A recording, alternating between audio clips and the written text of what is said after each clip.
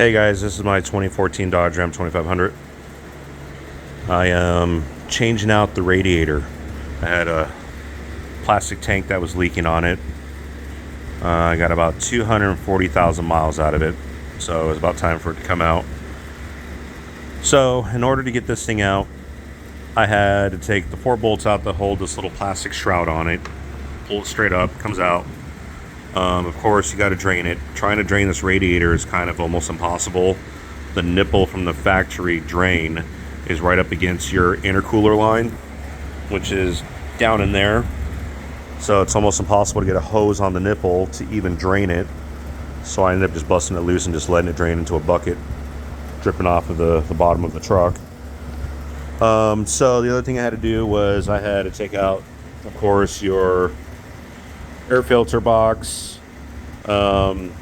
I saw some other videos saying that you also had to take off your intercooler line on this side, which I ended up taking off the fender well and going through the side right there. If you can see it right back up in there, that's where the bottom of the hose is.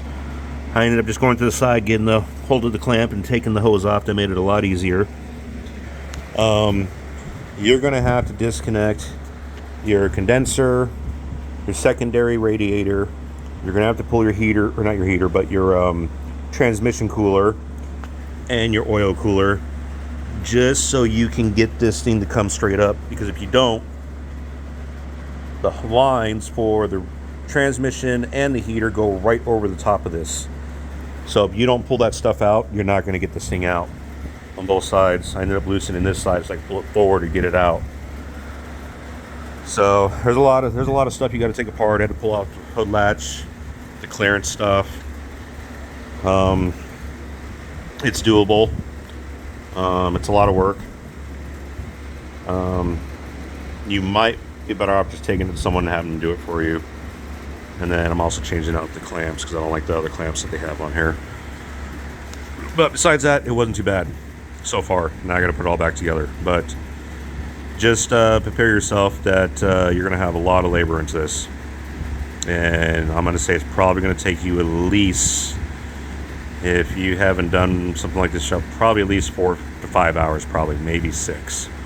So good luck on your project, guys. Be prepared. It's a lot of work taking apart the front of this truck. Like I said, I had a buddy of mine, he has a 2012 and he didn't have to do any of this. So good luck.